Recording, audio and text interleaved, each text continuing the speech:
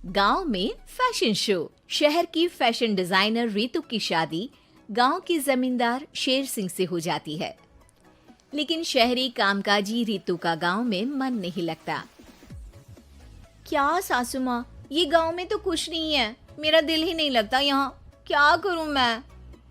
अरे बेटा, जहाँ पति का कारोबार बीवी तो वही अच्छी लगती है ना।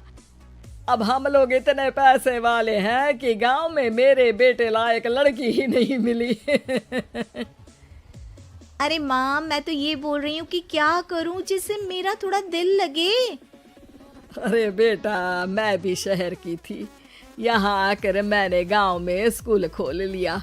बच्चों को पढ़ाती थी तो मन लग जाता था। तू भी कुछ देख ले जिससे गांव की बहू बेटियों का भला हो जाए और तेरे जमींदार ससुर जी का नाम भी हो जाए। रितु क्या करती? फैशन डिजाइनिंग वाले कपड़ों को गांव की औरतों पर कैसे ट्राई करती। लेकिन एक दिन, अरे क्या बात है डार्लिंग, बड़ी जल्दी उठ गई। और ये हाथ में फेविकॉल और कागज, कहाँ जा रही हो? मैंने सोच लिया है कि मैं अपना फैशन बुटीक खोलूंगी। गांव की औरतों को सजा धजा कर फैशन शो करूंगी और यहाँ की औरतों को भी शहर के फैशन से वाकिफ करवाऊंगी। फैशन और यहाँ की औरतें, अरे इन लोगों को तो बस चूल्हा चौका आता है। खाली समय में एक दूसरे के सर से जुएं निकालती हैं या फिर अचार पापड़ बनाती है। इन लोगों के बस की नहीं है फैशन को समझना। लेकिन रितु मानती नहीं। वो पूरे गांव में पोस्टर चिपका देती है कि किसी को भी नए डिजाइन के कपड़े पहनने का शौक है तो जल्दी जमींदार की बहू से मिले। लेकिन रितु की दुकान में 2 दिनों तक तो कोई आता ही नहीं। पर एक दिन, अरे कमला, क्या हुआ? क्या देख रही हो? ये पुतला देख रहा है दीदी। क्या दिख रहा है इसमें ऐसा? अब देखो तो दीदी, ये पुतला मेरे जैसा ही है ना, पतला दुबला लंबा, बस मैं काली और ये गोरा। तू ये बता, इस पुतले के कपड़े तुझे कैसे लग रहे हैं? अरे कपड़े तो बहुत ही सुंदर है दीदी, लेकिन तू ना बस कल इसी समय आ जाना और अपने जैसी 2-3 और को भी ले आना। अगले दिन कमला 2 लड़कियों को लेकर आ जाती है। रितु उन लोगों को अपने हाथ के सिले कपड़े पहनाती है और घर भेज देती है। उन लोगों को गांव की दूसरी औरतें भी देखती हैं।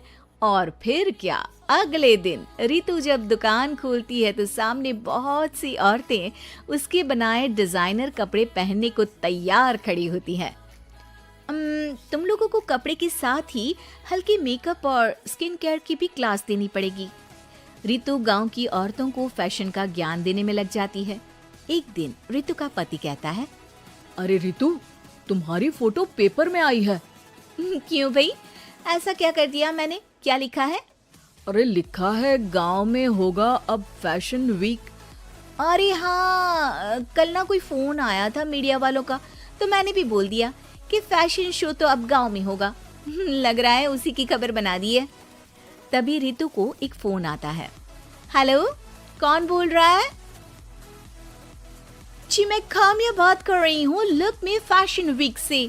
हम लोगों ने आपका काम देखा। हम शहर वर्सेस गांव का फैशन थीम में एक फैशन शो आपके गांव में करना चाहते हैं। अरे वाह, ये तो बहुत ही अच्छी बात है। मैं अपनी मॉडल्स के साथ शो में हिस्सा जरूर लूंगी। बस अब क्या था, वो दिन भी आ जाता है जब रितु की गांव की गोरी शहर की छोरी के साथ स्टेज शो में हिस्सा लेती हैं।